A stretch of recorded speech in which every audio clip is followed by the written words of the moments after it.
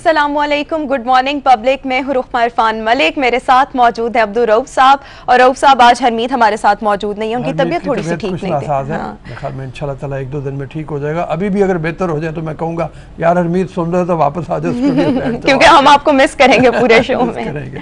आज सबसे पहले बात करेंगे फैशन पर, और फैशन के जरिए पाकिस्तान का जो इमेज है इंटरनेशनली किस तरह से बेहतर किया जा सकता है, इस तमाम तर मामले पर बात करेंगे। हमारे साथ स्टूडियोज में मौजूद हैं Pakistani French fashion designer Mahmood Bhatti साहब, जिनकी ये सक्सेसफुल फैशन डिज़ाइनर होने के पीछे एक बहुत बड़ी स्ट्रगल है। Sir, thank you so much and welcome to the show. It's pleasure, आपने बुलाया तो thank you very much. 35 years आपने फ्रांस में गुजारे, और मैं देख रही थी और बहुत से लोग ये जानते भी हैं कि आप जीसी यूनिवर्सिटी से पढ़े, फिर उसके बाद आपने हायर स्टडीज़ फ्रांस से हासिल की।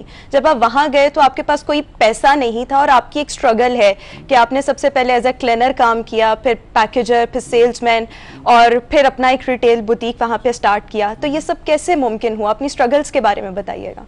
पता है कि लाइफ में ना मतलब ये सब चीज़ें ईजी नहीं होती। जब आदमी के आगे पीछे कोई ना हो ना, तो आपको कुछ सोर्स ना हो, ना कोई पेरेंट्स, ना कोई फैमिली, आपको खुद करना पड़ता है। ठीक है, तो जब पाकिस्तान में भी मेरे पास कुछ नहीं होता था। ठीक है, मैं यही इनको अभी मैं बताता था, इनके साथ मैंने पहले भी शो किए हुए हैं, तो सबको मेरी लाइफ स्टोरी का पता है। यहाँ पे भी जब पैसे नहीं होते थे तो मैंने देखना कॉलेज में ना ये लड़कों सब ने ना अच्छे शूज़ पहने हुए हैं, कपड़े पहने हुए हैं, मेरे पास चप्पली होती थी, लेकिन मैं ज़हनी जो ना मेंटल जो ना बिल्कुल सही था मेरा। मुझे कोई शर्म नहीं आती थी। सही, मुझे शौक था बड़े कपड़े पहनने का, चीज़ों पहनने का, अच्छे खाने खाने का, लेकिन पैसे नहीं होते थे। सामने पहने होते थे तो मैं ऐसे फिरता होता था बिल्कुल। तो जब मैं पेरिस भी गया तो वहाँ पे जाके मैं अंडरग्राउंड मेट्रो में मैं रहता था। सबको मेरी लाइफ स्टोरी का पता है क्योंकि बुक्स आ चुकी हैं, मूवीज़ बन चुकी हैं मेरी लाइफ पे। तो वो मैं अंडरग्राउंड मेट्रो में रहता था, वहाँ में होता था -10 टेम्परेचर। -10 मीन पाकिस्तान 50 टेम्परेचर है, और वहाँ पे माइनस पे चले गया। इतनी बर्फ़ कभी देखी भी नहीं थी। वो जो कोट में लंडे बाज़ार से लेके गया तो इतना लंबा लंबा था और हल्का बिल्कुल, और सर्दी में रोना कि रो ही सकता है ना आदमी। भूख लगनी, कुछ मिलता नहीं था, फिर गार्बेज ढूंढने कुछ खाने के लिए, कुछ मिल जाए गार्बेज से, ऐसे फिर सारी मैंने अपनी लाइफ शुरू की। सही, बड़ी स्ट्रगल मतलब ज़बरदस्त खत्म की है। लेकिन उस वक्त भी ये सोचते थे कि मैं एक दिन इतना बड़ा डिज़ाइनर बन जाऊंगा?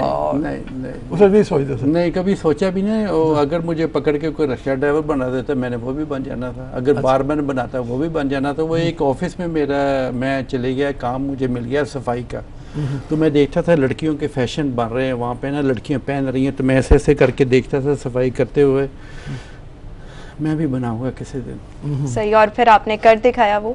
अच्छा, ये स्टडीज जो आपने साथ कंटिन्यू की, ये अपनी जॉब्स के साथ कंटिन्यू की? पहले रिटेल बुटीक खोला, पैसे आए, फिर पढ़ा, ये कैसे मुमकिन हुआ? नहीं, वो पेरिस में मैं बिल्कुल नहीं पढ़ा क्योंकि मेरे पास पैसे नहीं थे। वहाँ पे ये सब चीज़ें मैंने खुद ही सीखी हैं सारी। अच्छा, इनकी मतलब कैसे चीज़ें बन रही हैं, कलर की मैचिंग, जो आपने ये पहना हुआ ये कैसे पहनना चाहिए, क्यों पहनना चाहिए, शूज़ कौन से पहनना चाहिए, आपके हेयर जो है वो कैसे होने चाहिए, ये सब चीज़ें मैंने खुद ही सीखी हैं। ऑब्जर्व करते थे आप? बिल्कुल। सही, ऑब्जर्वेशन ज़बरदस्त होनी चाहिए बंदे की, मतलब उसके लिए। बिल्कुल बिल्कुल। अगर आप फैशन कर रहे हैं ना, तो फैशन मीन मतलब उसकी फिटिंग, उसकी फिनिश, उसकी चीज़ें अगर अच्छी होंगी है ना, जो क्लाइंट है ना तो वो खुद चल के आपके पास आएगा। वो जो लेडीज़ हैं उसको पसंद करेंगी। अगर आपने पब्लिसिटी टीवी पे करके दे दी ना, तो वो पब्लिसिटी होती है। पब्लिसिटी रियल जो होती है वो आप लोग जो बात करेंगे, ये बात करेंगे, वो बात करेंगे लोगों से, यार बटी के क्लोज बड़े अच्छे हैं यार, जब मैं वॉश भी करती हूँ ना तो उसको वो हिलता नहीं है, उसकी फिटिंग बड़ी अच्छी है। ये पब्लिसिटी फिर ऐसे चलती है सर। सही, लेकिन आजकल हम यहाँ पर देखें तो किसी को जब कोई मकाम मिलता है ना, तो लोग अपनी स्ट्रगल्स छुपाते हैं और वो प्रिटेंड ये करते हैं कि शायद हम स्टार्ट से ही ऐसे थे। तो आपने कभी हेजिटेशन महसूस नहीं किया? आप हर प्लेटफॉर्म पर अपनी स्टोरी बताते हैं और अभी भी बता रहे हैं कि मैंने इन फेजेस से मैं गुजरा। तो वो पता है क्या, मेरे लिए वो इंसान नहीं है जो अपना माजी भूल जाए। ठीक है ना, माजी जो है ना इंसान को कभी नहीं भूलना चाहिए। कोई मिले आपको, मिले नहीं मिलता ना मिले, अगर आप माजी भूल जाएंगे ना तो वो मेरे लिए इंसान नहीं है। ये पैसा सारी आनी चाहिए चीज़ है। हमने एक ब्रेड खा लेनी है, दो नहीं हम खा सकते। जब मैंने अपने यहाँ पे घर बनाया ना, तो अपनी मेरी वाइफ होती थी, उसको मैं लेके गया लंडे बाज़ार बुरखा पो आके, कपड़ा वहाँ से मैंने लिया। डिज़ाइनर जो होता है ना, वो डिज़ाइनर सब चीज़ें करता है, वो सोफ़े सारी चीज़ें मैंने बनवाई, कपड़ा दे के ये ऐसे बनवाना है, ये ऐसे करना है, इसकी मैचिंग ऐसे होनी है। फ्यूचर को नहीं भूलना चाहिए। मैं उन लोगों को पसंद नहीं करता जो फ्यूचर भूल जाए। सही। लेकिन ये बताएं, ये सेंस मतलब एक सेंस बहुत अच्छी होनी चाहिए ना। अब तो ये कहते हैं कि सेंस के साथ जब तक ट्रेनिंग ना हो वो ट्रेनिंग के बगैर मुमकिन नहीं है। मतलब आपकी क्या सेंस ही इतनी अच्छी थी शुरू से कि जो एक तो आपने कहा ना कि वहाँ करते करते मैं कहता था, देखता था सफाई करते हुए कि ये मॉडल इस तरह से हैं, ये कपड़े पहने हुए, वो सेंस कैसे डेवलप हुई है? वो सेंस आदमी को ना अल्लाह मियाँ ने आपको बनाया है। अल्लाह मियाँ ने क्या, मैंने तुझे हेड दे दिए, 2 बाजू दे दिए, 2 टांगे दे दिए, मैंने तुझे बना दिया, यू हेल्थ इज़ गुड, जाओ अपनी चीज़ें खुद ढूंढो जाके। तो जब आदमी, मैंने सबसे पहले वहाँ पे पाकिस्तानियों को मैं ज़्यादा नहीं मिलता था, सारे वो मेरे जैसे काम करते थे सफाइयों का। ये मेरा शौक़ था दूसरे लोगों को मिलना, इसलिए मेरा शौक़ था उनको मिलने कि वो, क्योंकि मैं तरक्की करूं, क्योंकि मैं उनके मुल्क में आया हूं, उनकी ज़ुबान सीखूं, उनकी चीज़ें मैं सीखूं, ठीक है ना।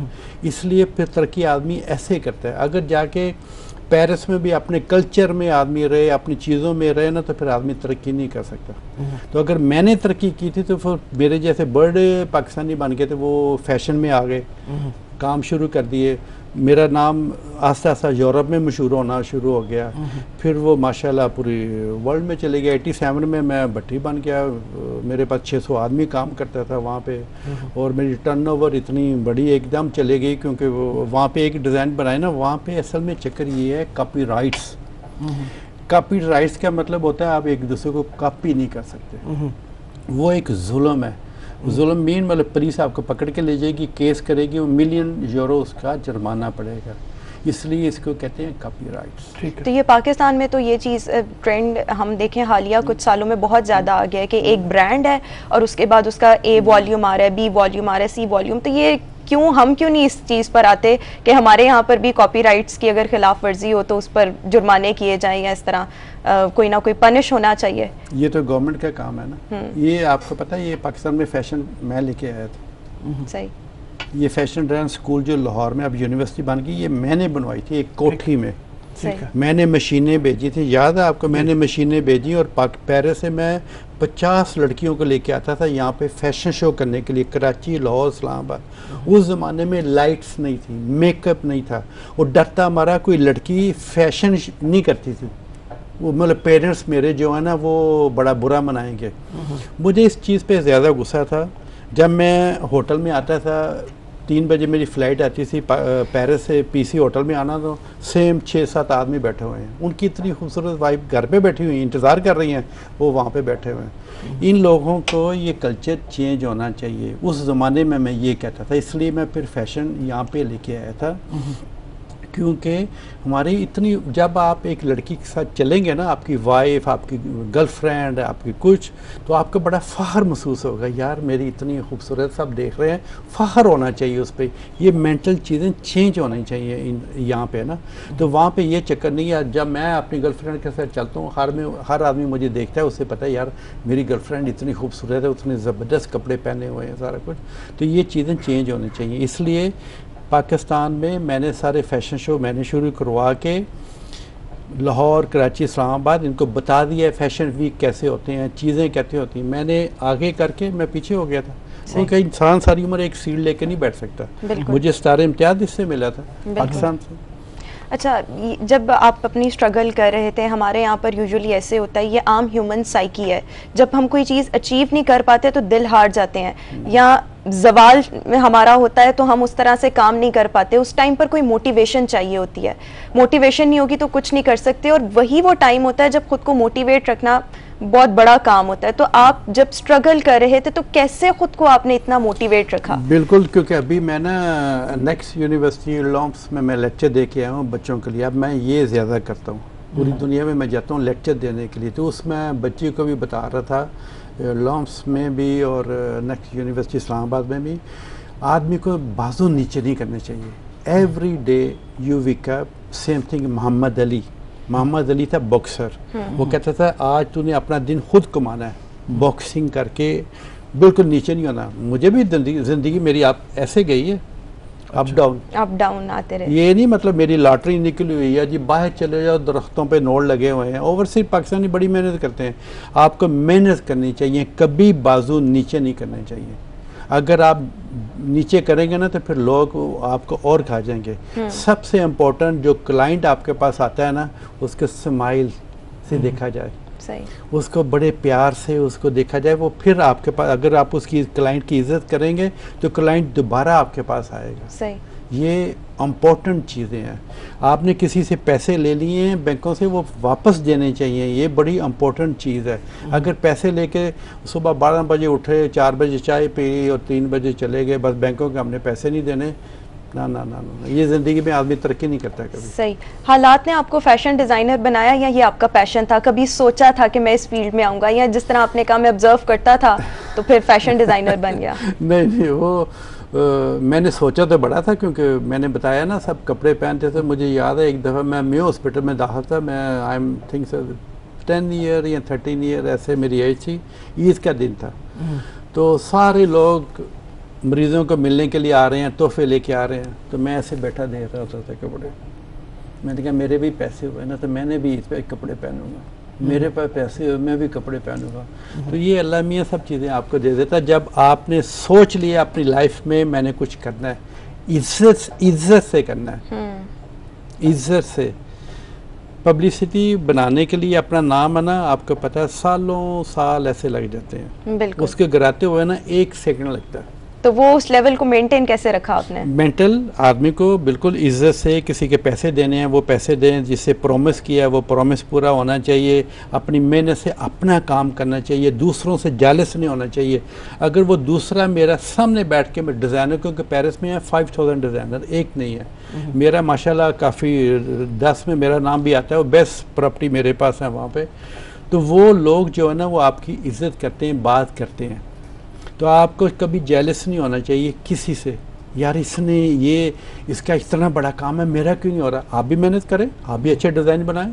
अगर अच्छे डिज़ाइन बनेंगे तो सब बातें आपकी करेंगे, अगर अच्छे डिज़ाइन नहीं करेंगे तो कोई भी नहीं करेगा। आपने ज़्यादातर काम वेस्टर्न में किया है वहाँ पे, मतलब ज़ाहिर है ईस्टर्न में तो 80 कंट्रीज में मेरे ऑफिस हैं। लेकिन कभी ऐसा सोचा कि इसके वहाँ पे मिला के मतलब एक मिक्सचर से सोचूं तो वो भी पॉपुलर होगा, या मतलब प्योरली वहाँ पे वही है कि वेस्टर्न ही? फैशन जो है ना, फैशन वो आता रहता है, ऐसे चलता है। वो हम डिज़ाइनर हम ढूंढते हैं, इस ईयर हमने कलर कौन सा लेके जाना है, ठीक है ना। आपने इंटरनेट पे, मैगजीन पे आप देखता होगा, अब तो सोशल मीडिया एकदम इतनी ऊपर चले गई, आपको 1 सेकंड में बैठे बैठे दुनिया का पता चल जाता है।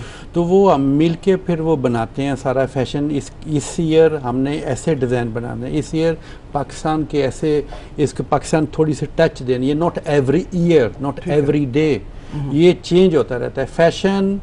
फैशन में वेदर एंड लड़कियां बड़ी चेंज होती हैं। अच्छा। सही। ज्यादातर आप काम किसका करते हैं, लड़कियों का, मर्दों का? सिर्फ लेडीज। वही मैं करता हूँ जो मुझे करना आता है। सही। अच्छा, तो वो जिस आप कह रहे हैं चेंज होता रहता है, तो चेंज में मतलब ये पिछले 2-3 साल से किस तरह का आपने मतलब वो जो है वो रखा है? वो तो सारा मिक्स वेस्टर्न ही है सारा। अच्छा। पैंटें भी बड़ी वेलकम दोबारा आ रही हैं। अब जब पहले हम लंबी खुली पैंटें पहनते थे, वो सलवार कमीज में भी सब पाकिस्तानी सब पहनते हैं। अब पाकिस्तानी जो लड़की है ना, अब मैंने देखी है वो सारी चेंज हो गया, लाइफ चेंज हो गई है। जब मैं 96 में यहाँ पे आया था फैशन फर्स्ट टाइम लेके, उस टाइम तो वो डरती मरी कोई फैशन शो पे नहीं आती थी। मुझे याद है वो कराची में एक मेरे पास मॉडल हमने 2 ली थी फ्रैया के साथ मिलके, बीबी and Hiraj.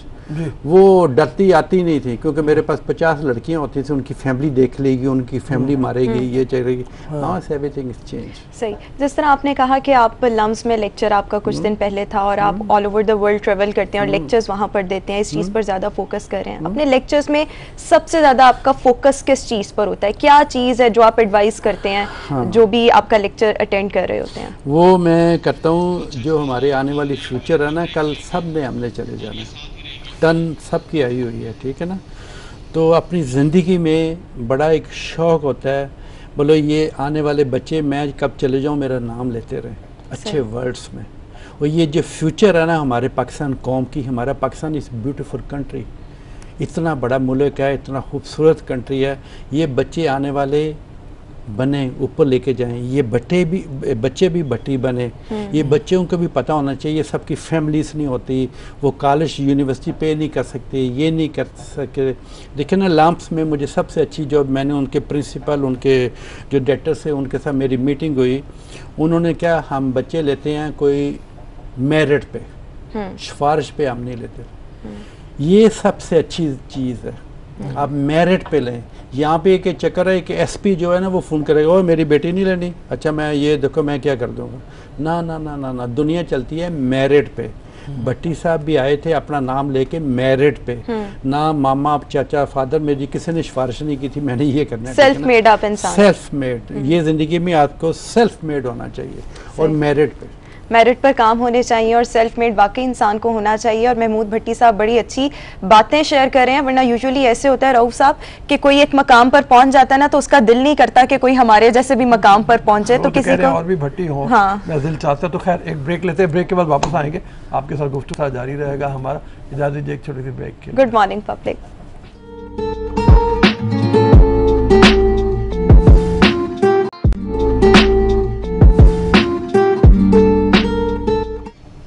Welcome back and good morning public. Mahmood Bhatti साहब हमारे साथ आज स्टूडियोज़ में मौजूद हैं और हमसे अपनी life story, success story share कर रहे हैं। ब्रेक के दौरान आप बता रहे थे कि आप डिफरेंट फैशन शोज़ में अब एज अ जज वहाँ पर अपीयर होते हैं, जैसे 10 से ज़्यादा ममालिक में ऐसे फैशन शोज़ का इनेकाद किया गया और आपने एज अ जज वहाँ पर अपीयर हुए। तो ऐसे फैशन शोज़ में जैसे मिस रशिया का आपने जिक्र किया, मॉडल में आप क्या क्वालिटी देखते हैं जब फिर उसको टाइटल के लिए फाइनलाइज करते हैं? जब मैं जज बनता हूँ ना, मैं और भी 3 बैठते हैं मेरे साथ, तो वो हमने एक लड़की चूज़ करनी होती है, miss Russia, miss France, miss Italy, London, ये सारा जब हम जाते हैं, वो लड़की में उसकी स्माइल, उसकी आंखें, उसने मेकअप गलत नहीं किया हुआ, उसके हेयर कैसे हैं, उसकी फिटिंग जो जिस्म की वो ऐसे होनी चाहिए बिल्कुल, ठीक है ना। तो वो जिस्म को कैसे कंट्रोल करती है और उसके फिंगर, ये हाथ आपके कैसे होने चाहिए, ये सब चीज़ें, और एलिगेंस कैसे होता है, तो ये सब चीज़ें हमें चूज़ करनी। अच्छा, मेरे सामने फिर एक जज भी बैठे हैं, मेरा मेकअप कैसा हुआ है? अच्छा, मैंने खुद किया हुआ है। बड़ा लिहाज कर रहे हैं। अच्छा रऊफ साहब, आपका मतलब है कि अच्छा नहीं हुआ हुआ? यू ब्यूटीफुल, माशाल्लाह। अच्छा ये बताएं कि ये जो एक एलिगेशन लग जाता है कि शायद जो फैशन डिज़ाइनर हैं वो औरत की उस तरह से रिस्पेक्ट नहीं करते। अभी आप बात कर रहे थे कि आपके लिए तो औरत बहुत एक मुबारक चीज़ है, उसकी इज़्ज़त होनी चाहिए, उसकी रिस्पेक्ट होनी चाहिए। मैसेज आपका भी वही जा रहा है ख़वातीन को भी और मर्दों को भी। पता है क्या है रूस साहब, औरत जो है ना उसकी इज़्ज़त बहुत ज़रूरी है।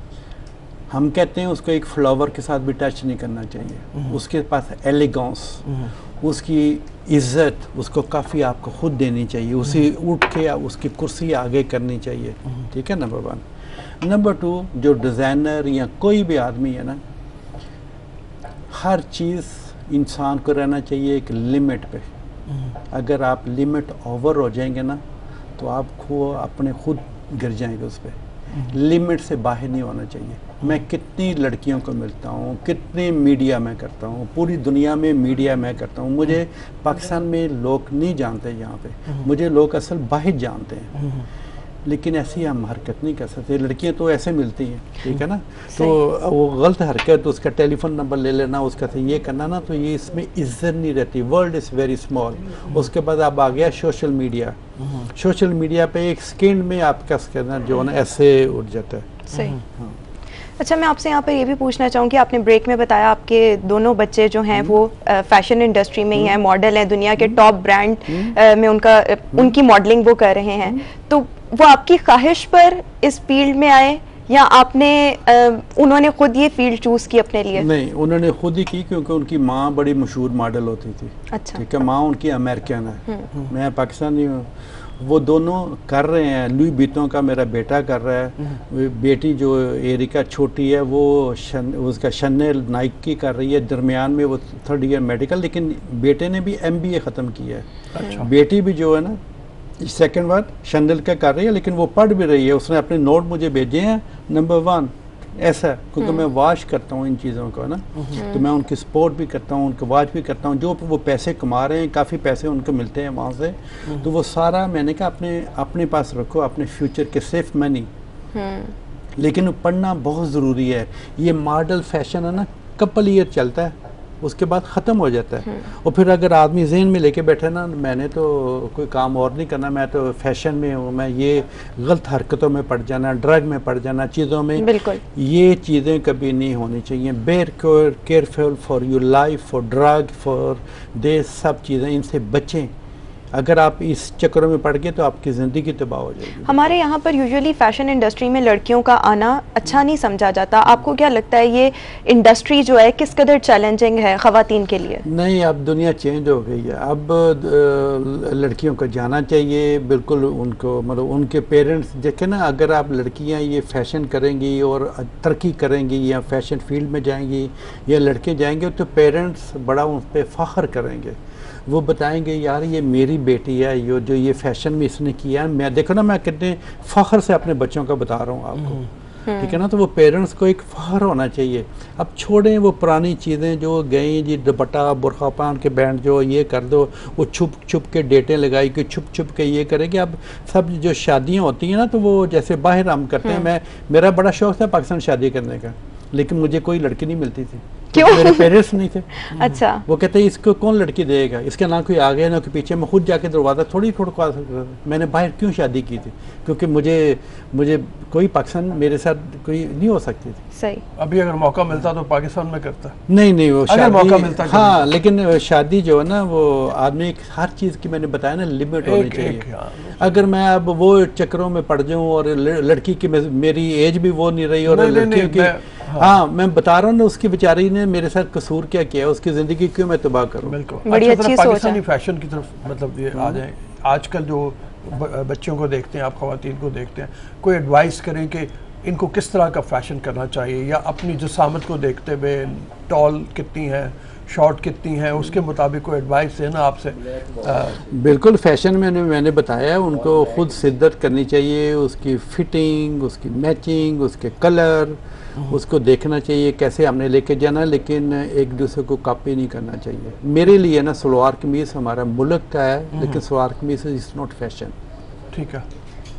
सलवार पहनेंगे, वो नाला बांधेंगे, वो आप मोटा हो जाएंगे, आपको पता नहीं चलेगा। मैं सूट पहनता हूँ, जब मुझे पता नहीं ये सूट ज़रा बटन ऐसे हो रहा है, वो फटाफट मैं अपने आप को ले आता हूँ उस पर, ठीक है ना।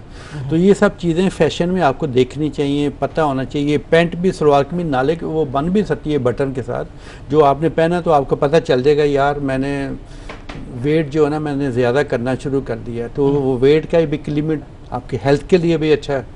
हेल्थ के लिए अगर आपकी एक चीज़ लिमिट होगी, आप लिमिट में जाएंगे ना, तो हेल्थ के लिए अच्छा है। आप अगर मोटा होना शुरू हो जाएंगे, बाहर लड़कियाँ क्यों इतनी स्मार्ट हैं, मोटी भी हैं, अमेरिकन इतनी मोटी भी हैं, लेकिन लोग ना बड़े स्मार्ट हैं वहाँ पे। सही। अच्छा, ये जो फैशन है, जिस तरह मैंने अपने इंट्रो में भी बताया कि आज हम इस टॉपिक पर भी बात करेंगे कि फ़ैशन इंडस्ट्री के ज़रिए पाकिस्तान का इमेज इंटरनेशनली इम्प्रूव किया जा सकता है, ऐसा वाकई है क्या? किस तरह से किया जा सकता है? पाकिस्तान में देखें ना, आप इतना बड़ा मुल्क है, आप ठीक है पाकिस्तान में होना चाहिए, लेकिन जो असल चक्कर है ना वो पूरी दुनिया में आपको जाना चाहिए। अगर मैं 80 कंट्री में मेरे ऑफिस माशाल्लाह हैं, अगर पाकिस्तान में वहाँ पे पता है नाम क्या मेरा आता है, महमूद भट्टी फ्रॉम पाकिस्तान। मेरे पास फ्रेंच पासपोर्ट है, अमेरिकन पासपोर्ट है, आई डोंट केयर, लेकिन मेरा जो चेहरा है ना वो चेंज नहीं हो सकता। मेरा जो चीज़ें हैं ना वो पाकिस्तान नहीं रहेंगी। तो इसलिए ना पाकिस्तान का अगर आप लोगों ने ये कितने फैशन डिज़ाइनर है, मैं तो जानता नहीं ज़्यादा किसी को, कितने हैं, उनको चाहिए बाहर लेके जाएं, मुल्क का नाम रोशन करें। जब नाम रोशन किया फिर हमारे आने वाले जो फ्यूचर बच्चे हैं उनको लेके जाएं। मैंने जो स्कूल बनवाया था ये लाहौर में यूनिवर्सिटी अब बन गई है, मैंने इनका फ्रांस स्कूल के साथ मैचिंग करवाई थी। ये बच्ची आती हैं मेरे पास, मेरे ऑफिस में तस्वीरें लेने के लिए सारा कुछ, क्योंकि ये बच्चियों को पता होना चाहिए इंटरनेशनल चीज़ें कैसे चलती हैं, इनको बाहर जाना चाहिए। पाकिस्तान की स्पोर्ट में बड़ा फ़र्क पड़ेगा।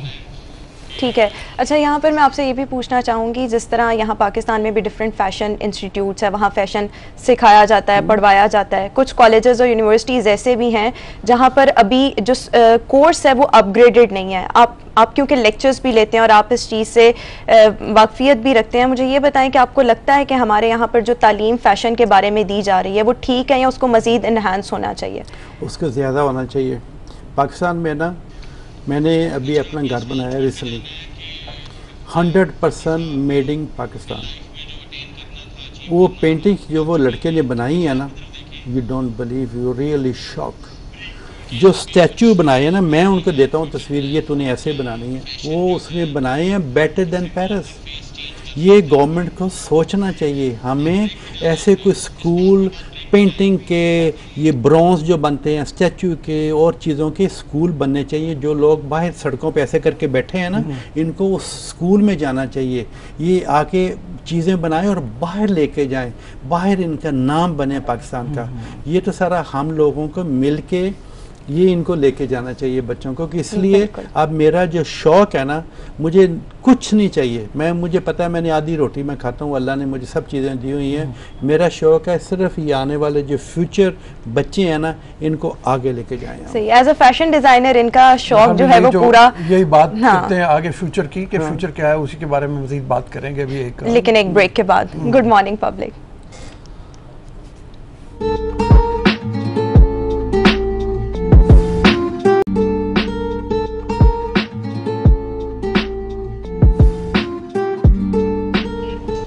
Welcome back and good morning public. Mahmood Bhatti आज हमारे साथ स्टूडियोज में मौजूद हैं। महमूद भट्टी साहब, मैं आपसे यहाँ पर ये पूछना चाहूँगी कि आप एक आम आदमी से ख़ास आदमी बने हैं। आपके तमाम जो ख्वाब हैं, शौक़ हैं, वो पूरे हो चुके हैं या अभी भी कोई ख्वाब और शौक़ रहते हैं जो आप कुछ करना चाहते हैं? सब चीज़ पूरे नहीं हो चुके। एक मैं अभी भी आम आदमी हूँ बिल्कुल। मेरे जो अब चीज़ें मेरी लाइफ में एंड पे रह गई हैं ना, वो है मेरी लाइफ पे एंड पे जो मैंने बच्चों को लेक्चर देने हैं। हमारे आने वाले जो बच्चे, उनका फ्यूचर वो मेरा लेके चले, फ्यूचर अपना सोचें। भट्टी साहब ने तो चले जाना है, क्योंकि ये हम सब को ना, कितने पाकिस्तानी मतलब दुनिया में है इधर उधर, उनको अल्लाह ने अगर इज़्ज़त दी या नाम दिया ना, उनको चाहे पाकिस्तान आए, पाकिस्तान आके हमारे आने वाले जो बच्चे हैं ना, इनको बताएं हमने मुल्क को आगे कैसे लेके जाना है। ये मुझे शौक़ है। छुट्टियां कैसे मनाते हैं आजकल? मतलब पाकिस्तान में रहना पसंद है, बाहर जाना पसंद है, घूमना पसंद है, क्या करते हैं? डिपेंड करता है। अच्छा, हाँ, आजकल तो कोरोना की वजह से वैसे नहीं जा पा रहे। कोरोना की वजह से हम ज़्यादा ट्रैवलिंग नहीं कर सकते। पहले तो एवरी वीक कहीं ना कहीं चले जाते थे, ठीक है ना। तो पाकिस्तान में भी मैं आता हूँ, क्योंकि मैंने को 3 साल 4 साल पहले घर बनाया था। पहले मैं होटल में ठहरता था, पता नहीं कितने साल मैं होटल में ठहर रहा हूँ। तो यहाँ पे भी मैं ज़्यादा बाहर नहीं जाता, कोई मुझे शौक़ नहीं है ज़्यादा शो करने का, पार्टियों पे जाने का ना, मुझे शौक़ नहीं है। ये बिल्कुल उलट हो गया। उल्ट हो गया बिल्कुल, 10 साल से हो गया है ना। 10 साल पहले जब मैं आपको मिला था तो उस वक्त आप कहते थे क्लब्स जाने का शौक़ है, हाँ, का शौक़ उस ज़माने पर मैंने बताया ना, हर चीज़ एक लिमिट से होती है। अच्छा, उस ज़माने में मैं प्ले बॉय था, सब मगज़ीन फर्स्ट पेज मुझ पे आते थे, सब चीज़ें मुझ पे होती थी। रोज़ कोई ना कोई छपा होता था, इसका उसके साथ चक्कर हो गया, इसका उसका, वो एक तस्वीर किसी का उतारना भी मुश्किल चीज़ होती थी ना। तो 10 साल से ना मैंने खुद ऑटोमेटिक खुद ही मैंने कहा अब नहीं मैंने जाना। अच्छा, हाँ, मैंने कहा एक लिमिट होती है, तो मैंने छोड़ दिया था बिल्कुल। तो वो वैसे शरारतन वो सोहेल वड़ाई साहब ने वो एक सिंध के सियासतदान से पूछा ना कि मतलब आपके बारे में बड़े अफेयर मशहूर थे, कुछ 36-37 के किस्म के, तो कहने लगे वो सारे सही थे। हाँ, वो हाँ, बिल्कुल। तो आप तो मेरे ख्याल में कहेंगे नहीं सही थे। नहीं, मैंने जिससे प्यार किया, मैंने दिल से प्यार किया, कभी चीट नहीं की उसके साथ। अच्छा, जिससे प्यार किया उससे शादी नहीं की। चीट नहीं किया, कह रहे हैं चीट नहीं किया। हाँ, शादी करना ना, ये पाकिस्तान में एक रिवाज है जी, आओ मौलवी के पास चले जाओ शादी कर लो। वहाँ पे आदमी प्यार करता है, लिविंग टुगेदर, इकट्ठे रहते हैं, इकट्ठे जाते हैं, इकट्ठे सालों साल इकट्ठे रहते हैं, ठीक है ना। शादी तो मेरे लिए तो एक पेपरी काम है बस। हाँ, सही। अच्छा, फैशन पर हमने बहुत बात की और आपकी स्ट्रगल्स के बारे में भी जाना है। इसके अलावा आप क्या क्या काम इस वक्त कर रहे हैं? मैं काफ़ी काम करता हूँ। सिर्फ कभी भी ना ज़िंदगी में आपको एक काम नहीं करना चाहिए। एक कंपनी अगर करेंगे ना, कल वो कंपनी के हालात अच्छे नहीं रहे, वो बैंकरप्ट हो गई, आप क्या करेंगे? इसलिए मैंने अपनी ज़िंदगी में ना शुरू से ही ना बड़े काम किए हैं। मैं प्रॉपर्टी का काम करता हूँ और काफ़ी काम करता हूँ, डीलिंग करता हूँ। मुझे अगर ये मिल जाएगा जी, ये मैंने एक डील करनी है, मैं ये सेल कर दूँगा, ठीक है ना। तो काफ़ी चीज़ें मैं अपनी, मेरे पास काफ़ी कारोबार जो मैं करता रहता हूँ। अच्छा, ज़्यादा काम पाकिस्तान में करते हैं या फ्रांस में या किसी और मुल्क में? ज़्यादा बाहरी काम है। हाँ, पाकिस्तान में भी है। पाकिस्तान में I have lot of property, जो किराए पे दी हुई हैं, ये सारा कुछ तो मैं खुद सारे डिज़ाइन करता हूँ। प्लाजा के 2-3 प्लाजा मेरे इधर, जाओ टाउन भी मैंने खुद ही डिज़ाइन किए हैं सारे। हाँ, तो मुझे शौक है इन डिज़ाइनों का और सब चीज़ें खुद करने का। ज़ाती काम अपने जो है उसमें कॉफ़ी बनाना, नाश्ता बनाना, उठ के सुबह इस तरह कर लेते हैं या मतलब वो स्टार्ट होती है? नहीं, पेरिस मेरे पास हैं जो लड़के काम करते हैं, लेकिन सुबह वो नहीं आते। मैं खुद कॉफ़ी अपनी बना ली, टोस्ट बना लिया। संडे को अगर मैं घर पे हूँ, संडे को मैं घर पे होता हूँ, तो संडे को मैं शेव करता हूँ, टेनिस खेलने जाता हूँ, स्टीम लेके घर पे सारा दिन मैं आराम करता हूँ। कोई अच्छा प्रोग्राम टीवी पे देख लिया, कल्चर वाला, जो आपको कल्चर सिखाते हैं चीज़ें। आपने लाइफ में ना कुछ भी नहीं सीखा होगा, रोज़ नई नई चीज़ें आती हैं लाइफ में बड़ी चीज़ें आपको पढ़नी पड़ती हैं। तो आप कहते हैं ना, बस ठीक है सब आ गया। एक एक्सपीरियंस लाइफ में बड़ा होता है, ज़िंदगी में एक्सपीरियंस रोज़ कोई ना कोई हो जाता है। वो कहता है यार मैंने इतनी चीज़ें सीखी हैं, एक और एक्सपीरियंस आ गया। तो लाइफ में आदमी इंसान बड़ी चीज़ें सीखता है। मुझे खुद शौक है चीज़ें करने का, चीज़ें रखने का। ये टेबल को, कल मैं घर था तो आके ना दोपहर को मैं अपना फर्नीचर को पकड़ के इधर रख लिया, इसको पकड़ के इधर रख दिया, इसको पेंटिंग को इधर उतार के इधर लगा दिया। ये शौक है, मैं ऐसे फारग मैं नहीं बैठ सकता। अगर फारिग बैठेंगे तो एक तन्हाई का शिकार हो जाएंगे खुद से। अब आप देखें ना, बच्चे आपके बाहर हैं, बीवी बाहर है, खुद आप अकेले रह रहे हैं, तो तन्हाई हो जाती है ना। बीवी से तो डिवोर्स हुए 19 साल हो गए। अच्छा, 19 साल हो गए डिवोर्स। हाँ, वो उसकी अपनी लाइफ है, मेरी अपनी लाइफ है, लेकिन हम आपस में फ्रेंड हैं बहुत ज़्यादा, हम क्लोज हैं काफ़ी। वो फ़ोन करते बच्चों के लिए ना, डिवोर्स हो जाती है हर आदमी की, ठीक है ना। लेकिन बच्चों के लिए हमें ऐसे होना चाहिए, लड़ाई बच्चों को पैदा करके उनको ज़मीनों पे नहीं छोड़ देना चाहिए, फिर वो गलत बच्चे बन जाएं। ये बच्चों के लिए हम बिल्कुल ऐसे हैं। सही। अच्छा, ये जो आपका ब्रांड भट्टी एक नामवर ब्रांड और काफ़ी महंगा ब्रांड है, आम लोग अगर इस ब्रांड तक एक्सेस हासिल करना चाहें तो उनके लिए आप कुछ सोचते हैं कि कोई थोड़ा कम पैसों में ब्रांड स्टार्ट करें? वो ना मिडिल क्लास में बनाता हूँ काफ़ी ना, क्योंकि इस पे मेरा नाम मशहूर है काफ़ी। तो वो चीज़ें जो मैं बनाता हूँ ना, तो वो काफ़ी मशहूर होती हैं, वो हर आदमी पहन सकता है। जो हाई क्लास ब्रांड है वो मैं नहीं बनाता, वो हर आदमी नहीं पहन सकता। तो जो मिडिल क्लास मैं बनाता हूँ वो पूरी दुनिया में ऐसे मशहूर है मेरा। सही। और जो आपके कस्टमर्स हैं उनमें ज़्यादा इंटरनेशनल कस्टमर्स होते हैं या पाकिस्तान से ज़्यादा होते हैं? नहीं, पाकिस्तानी तो बड़े कम, मुझे जानते नहीं है यहाँ पे पाकिस्तान में, कम लोग मुझे जानते हैं, ज़्यादा मुझे दुनिया उधर जानती है। सही। अभी ओवरसीज पाकिस्तानियों के लिए आप कुछ करना चाहेंगे? मतलब ये सोचेंगे कि इनको ज़्यादा राइट्स यहाँ पे और ज़्यादा मिलना चाहिए? आते भी नहीं है ओवरसीज पाकिस्तानी, ये सिर्फ इन्वेस्टमेंट करने के लिए। ये आपने बहुत अच्छा सवाल किया मेरे लिए, क्योंकि ना मैंने एक जंग भी लड़नी है ओवरसीज पाकिस्तान के लिए, यूनिवर्सिटी और ओवरसीज पाकिस्तान। इसलिए ओवरसीज पाकिस्तान जो होते हैं ना,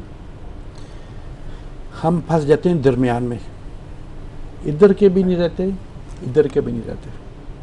हमारी लाइफ वहाँ पे इतनी इजी नहीं होती। ज़मीनों में सोना, सर्वेंट क्वार्टर, इतने छोटे छोटे 5-5 लड़के वहाँ पे रह रहे हैं। सबसे पहले ज़हन में होता है मैं बाहर से पैसे कमाऊँ, अपने मुल्क में मैं भेजूँ। सबसे पहले मैं पैसे थोड़े से कमाऊँ। यार तू पाकिस्तान जा रहे हैं, मेरी माँ ने दे दी पैसे, बिल्कुल पैसे जोड़ के वो कहते हैं हमारा कोई घर बन जाए, यहाँ पे कोई चीज़ें बन जाए, फिर उनके साथ यहाँ पे फ्रॉड शुरू हो जाते हैं। वो फ्रॉड शुरू हो जाते हैं, उनके जायदादों पे कोई कब्ज़ा कर लेता है। वो जब कब्ज़ा होता है वो कोई वकील करता है, वो कहता है ये बाहर रहता है, इसकी लॉटरी निकली हुई है, उससे वो लंबी चौड़ी फीसें मांगता है। फिर वो फीसों के चक्कर में वो सारी उम्र रिहाई बढ़ती रहती हैं। वो बेचारा अपना काम छोड़ के पाकिस्तान नहीं आ सकता। एक दफ़ा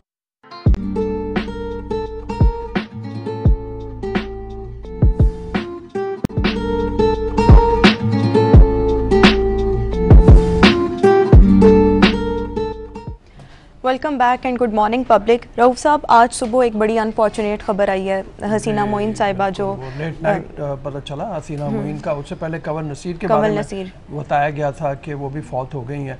कंवल नसीर पाकिस्तान टेलीविज़न के, जैसे लोग जानते हैं, सबसे पहली अनाउंसर थी। और मैं बहुत छोटा सा था, मुझे अभी तक याद है कि जब पाकिस्तान PTV पे वो एक ख़ास किस्म का उसका म्यूज़िक हुआ करता था, उस म्यूज़िक के साथ तारिक अजीज़ और कंवल नसीर टेलीविज़न पे अपेयर हुए थे।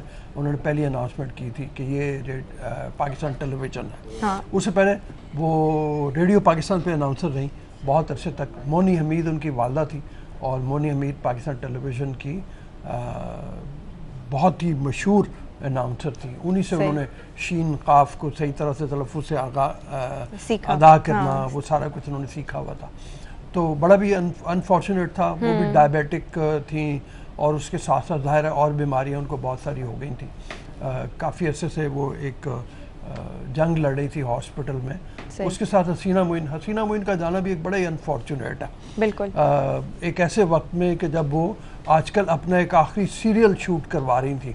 वो सीरियल से पहले उनको नहीं पता होगा, 22 तारीख को उन्होंने कोरोना वैक्सीन की अपनी डोज भी लगवाई इस उम्मीद पे कि वो कोरोना से बच सकें। लेकिन मेरा ख्याल ये है कि शायद उनका हार्ट फेलियर हुआ, सोते में पता नहीं चला। कोई बीमारी नहीं थी उनकी।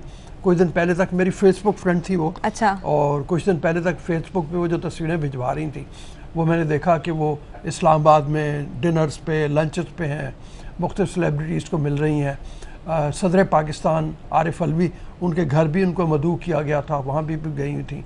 उनकी बेगम समीना अलवी, उनके साथ की उनकी तस्वीरें मैंने देखा वो शेयर की जा रही हैं। कई मशहूर प्लेस थे, अनकही हो गया, धूप किनारे हो गया, धूप किनारे हो गया। जिन लोगों को गोल्डन पीरियड पीटीवी का याद है वो तो आमना मुफ्ती हमारे साथ मौजूद है। जी, आमना मुफ्ती से चल के बात करते हैं। अस्सलाम वालेकुम आमना। जी वालेकुम अस्सलाम। आमना, बड़ा ही अफसोसनाक सा है। मैं भी जैसे बता रहा हूँ, आपकी तो बात हो रही थी मेरे साथ फेसबुक पे, वो तस्वीरें शेयर कर रही थी अपनी चंद दिन पहले तक, और उम्मीद ही पता ही नहीं था कि मतलब इतनी जल्दी अचानक वो फौत हो जाएंगी। हसीना मोइन की मैं बात कर रहा हूँ। तो ज़रा बताइए ना, एक तो एज अ प्ले राइट भी जो उनके ड्रामे थे, तन्हाइयाँ हो गए, अनकही हो गई, इनको कैसे रेट करती हैं आप, धूप किनारे, और उनकी लेगेसी को कैसे बयान करेंगी? जी रऊफ साहब, एक बहुत ही जिसे कहते हैं कि दिल दुखा देने वाला, परेशान कर देने वाला और एक सडन सानहा है। मेरी कल ही उनसे बात हुई एक रोज पहले, और उन्होंने हम मिलने वाले थे 1 अप्रैल को। वो मेरे साथ एक प्रोजेक्ट कर रही थी जिसको वो सुपरवाइज करती और मैं लिखती। शायद मेरे नसीब में उनके साथ काम करना नहीं लिखा था, और मैं बहुत एक्साइटेड थी क्योंकि आपा की क्राफ्ट, जैसे आपने फरमाया, तन्हाइयाँ, अनकही, शहजोरी और तमाम चीजों में उस दौर में जो एक मजबूत और पॉजिटिव बैलेंस्ड कैरेक्टर उन्होंने क्रिएट किए, वो कैरेक्टर आज की भी जरूरत है, उस वक्त की भी जरूरत थे, और उन्होंने बहुत आगे की कहानियां कही।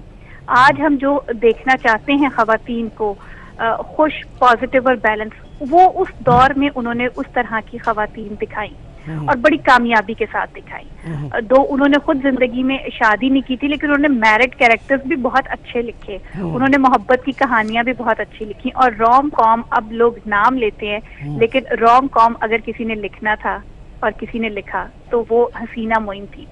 आज के दौर में कोई नहीं लिख सकता। उस तरह के फक्कड़पन होते हैं उनके मजाक में, एक शुस्तगी, एक बर्जस्तगी, एक बहुत ही मतलब मेरे पास अल्फाज नहीं है कि मैं हसीना आपा के क्राफ्ट को बयान कर सकूं। और शायद उनके जाने से जो तकलीफ मुझे पहुंची है सब पहुंची, लेकिन जो दुख और जो महरूमी मेरी है शायद मैं उसको ना बयान कर पाऊं। कि समझिए कि मैं सामान पैक करके बैठी थी कि 3 रोज के बाद हमारी मुलाकात है, और मैं बहुत एक्साइटेड थी कि मैं रोम कॉम लिखना सीखूंगी, और किससे, हसीना आपा से। तो मेरे लिए एक बहुत ही जाती लेवल पे भी एक नुकसान, दुख तो है लेकिन एक नुकसान है कि मैं एक बहुत बड़े टीचर से महरूम हो गई।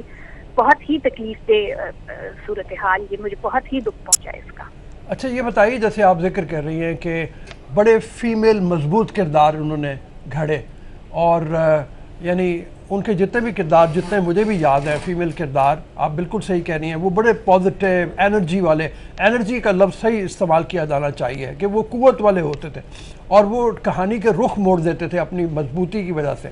तो ये एक ऐसे वक्त में जब ख़वातीन के लिए राहें बहुत खुली नहीं थी, ख़वातीन शायद इतनी ज़्यादा उनको मजबूत नहीं समझा जाता था, जिसमें उन्होंने एक राह दिखाई कि ऐसी ख़वातीन होनी चाहिए। जी, हसीना आपा के कैरेक्टर जब हम देखते हैं तो ये वो किरदार थे जो किरदार, मतलब ये तो हम नहीं कह सकते कि होना क्या चाहिए और क्या नहीं होना चाहिए, लेकिन उन्होंने जो अपना विजन दिया वो खवातीन का एक रिएक्शनरी विजन नहीं था, वो बहुत अच्छा पार्टिसिपेटिव विजन था। और एक मतलब मुझे उनके किरदार हमेशा ये लगते थे कि वो अपने एलिमेंट्स में जिंदा है, वो फोर्स्ड नहीं है, उनको किसी ने कह के नहीं लिखवाया। क्योंकि आपा की अपनी शख्सियत भी इसी तरह की थी, मतलब वो मेरी वालदा की हम उम्र थी, लेकिन मेरी उनकी दोस्ती थी जैसे दो बराबर के हम उम्र लोगों की दोस्ती होती है। और आखिरी जो उन्होंने मुझे चीज भेजी थी वो लता मंगेशकर और दिलीप कुमार का एक गाना था जो उन दोनों ने गाया था। तो हमारी इस तरह की इस लेवल की दोस्ती थी और मैं देखती थी कि उनमें आज भी वही एक हंसमुख, एक अच्छे मिजाज वाली लड़की उनके अंदर जिंदा थी। मतलब वो कभी एज नहीं की और यही उनकी हीरोइन थी, यही उनका कैरेक्टर था जो एज नहीं किया। Age is a number for her heroine. उनकी खवातीन कैरेक्टर और मेल कैरेक्टर भी उनके अगर आप देखें तो बड़े सपोर्टिव, बड़े पॉजिटिव और फोर्स नहीं थे। बड़े एक स्पॉन्टेनियस अंदाज में उन्होंने लिखे और ऐसे था कि उनको जैसे उन किरदारों को बनाने पे मेहनत नहीं करनी पड़ी, वो सब किरदार उनके अंदर पाए जाते थे। और बहुत एनर्जी, आपने बहुत दुरुस्त लफ्ज इस्तेमाल किया, बहुत एनर्जी थी और बड़ी पॉजिटिव एनर्जी थी जो वो लोगों से शेयर करती थी और वो डॉक्टर्स के बजाय एक हैप्पीनेस फैलाती थी थ्रू देयर एंटरटेनमेंट। और क्या कमाल लिखते हैं, क्या कमाल लिखते हैं। अब मुझे याद है कि वो उर्दू ज़बान चूँकि ज़ाहिर है उनकी मादरी ज़बान थी, उसके साथ खेलती बहुत अच्छा थी। उनका एक किरदार है जो एक सीन में वो बड़ा फ़िलासफ़र टाइप का बना हुआ है और वो आता है और वो पूछता है कि कहाँ से आ रहे हो, तो वो कहता है कि मैं हैरत के समुंदर में डूब के आ रहा हूँ। तो दूसरा किरदार कहता है मगर कपड़े तो तुम्हारे सूखे हैं। तो वो जो है ना, मतलब वो इसको अब वही समझ सकता है, इस बारीकी को जो उर्दू ज़बान को और वो उसको समझता हो सही तरीके से। तो इन अ वे सिखा रही थी, ज़बान सिखा रही थी, सकाफ़त सिखा रही थी। उनके ड्रामों में हम तहज़ीब जिस तरह की है वो देख रहे थे। आपने बिल्कुल बजाय इरशाद फरमाया कि जैसे शादियों के फंक्शन जिस तरह से हो रहे हैं, घरों में रसूमात जिस तरीके से हो रही हैं, और लोग तो ये करते थे कि उनके ड्रामों की पॉपुलैरिटी के बाद हमारे यहाँ जैसे आजकल इंडिया की फ़िल्मों का असर हो गया कि रसूमात उसके मुताबिक बनती हैं, इनके किरदारों और इनकी शादियों के मुताबिक लोग रसूमात बनाया करते थे। जी हाँ, बिल्कुल राउत साहब, बहुत गहरा इम्पैक्ट था आपा का, बहुत गहरा इम्पैक्ट था इनके कैरेक्टर। मुझे अभी भी याद है कि इन्होंनी पिनोनी का लफ्ज आसिफ रजा मीर ने इस्तेमाल किया था कि पहनावियों का जिक्र हुआ तो उन्होंने कहा ये इन्होनी पिनोनी क्या होती है। तो वो एक बड़े दिलचस्प अंदाज में अपना कल्चर जो हमारा एक मुस्लिम कल्चर था, उस कल्चर को बड़ी खूबसूरती के साथ प्रिजर्व करती चली गई वो।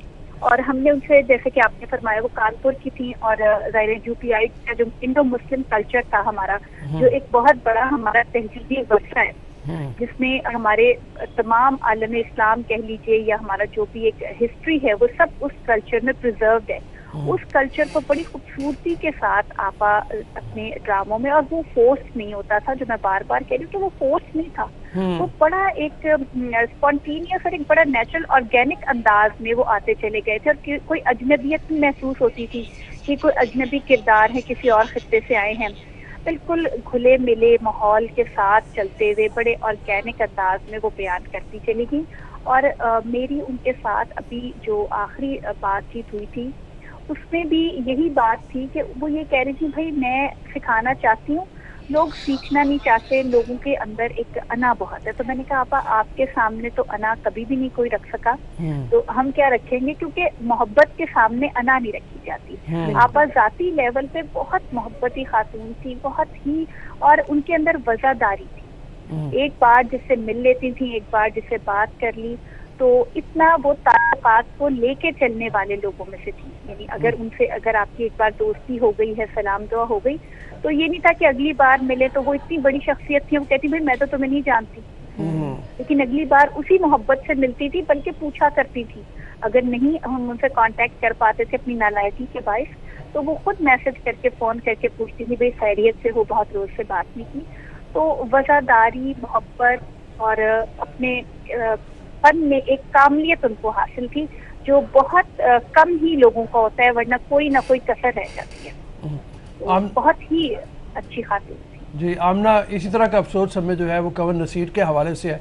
पहली टेलीविज़न के अनाउंसर, उनका भी कल इंतकाल हो गया। वो भी एक लेगेसी थी पूरी, जो उसके बारे में भी बड़ा अफसोस हुआ। मतलब उनकी भी उम्र तो बहुत ज़्यादा नहीं थी, शी वॉज 70 प्रॉबेबली, लेकिन ये है कि वो भी मुख्तलिफ बीमारियों का शिकार होकर वो भी इंतकाल कर गए।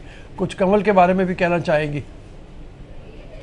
जी, कमल नसीर साहिबा का भी बहुत ही दुख हुआ, क्योंकि आपने जो अभी फरमाया लहजे का वो तो एक इंस्टीट्यूशन थी। अभी इस वक्त पे तो हमें बहुत सख्त जरूरत है। मेरा अपना लहजा इतना खराब हो चुका है कि कई दफा मुझे दुख होता है और मैं सोचती हूँ कि तब हमारे पास एक बहुत बड़ी अपॉर्चुनिटी मौजूद थी कि हमने टेलीविजन खोला और इन लोगों के लहजे तलफ़ुज़ हमारे पास सनद के तौर पे मौजूद थे। आज टेलीविजन हम इस खौफ के मारे नहीं खोलते कि जो हम इनसे सीख के आए हैं वो कहीं भूल ना जाए। तो कमल साहिबा से तो पूरी एक जनरेशन, क्या कई जनरेशन ने सीखा। जिस तरह से वो बोलती थी, जैसे लहजे का उतार चढ़ाव था, और जो एक फेस टू फेस अनाउंसमेंट के लिए जो एलिमेंट्स चाहिए थे वो जिस तरह उनकी अनाउंसमेंट में मौजूद थे, मेरा ख्याल है कि आज भी उनको हमारे यहाँ तो उस तरह इदारों में सिखाया नहीं जाता, लेकिन अगर सिखाया जाए, उनके टेप्स मौजूद हैं। और अनलकीली वो चली गई, अदरवाइज ये कि वो हमें बता सकती थी, सिखा सकती थी, लेकिन अभी भी हमारे पास मौजूद हैं, उनकी टेप्स मौजूद हैं, रिकॉर्ड्स मौजूद हैं। जो फन उनके पास था, गुफ्तगू का, बात करने का, अनाउंसमेंट करने का फन, तो मैं समझती हूँ कि एक हमारे लिए तब भी बहुत बड़ी नेमत थी। बड़ी मेहरबानी, थैंक यू, बहुत मेहरबानी, बहुत शुक्रिया। अभी हम ब्रेक पर चलते हैं। ब्रेक के बाद जब वापस आएंगे तो कुछ मजीद टॉपिक्स भी डिस्कस करेंगे और सिंगर भी हमारे साथ स्टूडियोज में मौजूद होंगी। आप देखते रहिए पब्लिक न्यूज़।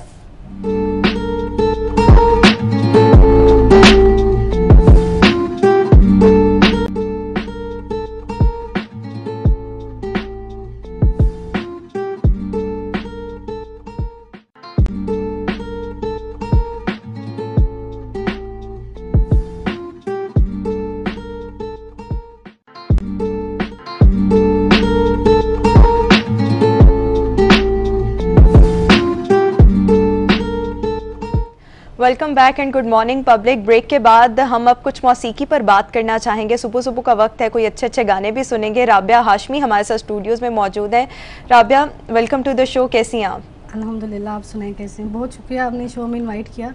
और क्या कहते हैं, सुबह सुबह उठना बहुत मुश्किल होता है, लेकिन ये कि इतना अच्छा शो था तो मुझे तो आना ही था। 11:30 होने आ रहे हैं, सुबह उठना वो हमारी टाइमिंग थोड़ी सी ना, उन्होंने वो मेकअप वाला भी टाइम बीच में डाल लिया ना। तभी हम आपका इंतजार बड़ी देर से कर रहे थे, बहुत देर से कर रहे थे। तो कैसे सिंगिंग का ख्याल आया, कैसे पता लगा कि मैं गा सकती हूँ? ये कब? ये एक्चुअली ये कि ये जो जम्स थे गाने के, वो मेरे बचपन में थे। मुझे जो था ना, ये इल्म था, अच्छा, कि कुछ ना कुछ बात है, अच्छा, मेरी आवाज़ में कुछ ना कुछ बात है। तो ये कि आहिस्ता आहिस्ता ना, एक जब कोई गाना लगता था मैडम नूरजहां का या कोई गज़ल लगती थी ना, मैं गुनगुनाना शुरू कर देती थी। अच्छा, तो ना मेरी मदर कहती कोई ना बात है इसकी आवाज़ में ना, साथ साथ लहक के ना गुनगुनाना शुरू कर देती है। आहिस्ता आहिस्ता फिर अम्मी ने बहुत किया मुझे। माँ कहती है करो भाई, अब्बा बहुत सख्त है, अब्बा कहते नहीं, सही गाना नहीं है, चले सीखा नहीं है, एप्रिसिएशन कर सुन के ना, एप्रिसिएशन मदर की तरफ से मिली, फादर की तरफ से नहीं मिली। लेकिन अभी हमें आप क्या सुनाएंगी? अभी मैं आपको जो है गजल सुनाऊंगी। ठीक है, सुनाएं।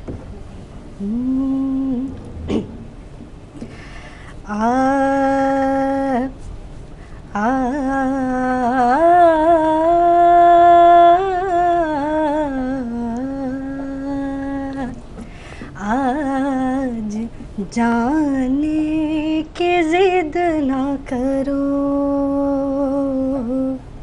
आज जाने के जिद ना करो, यूं ही पहलों में बैठे रहो, यूं ही पहलों में बैठे रहो, आज जाने की जिद ना करो, हाय मर जाएंगे हम तो लुट जाएंगे, ऐसी बातें किया ना करो, आज जाने की जिद ना।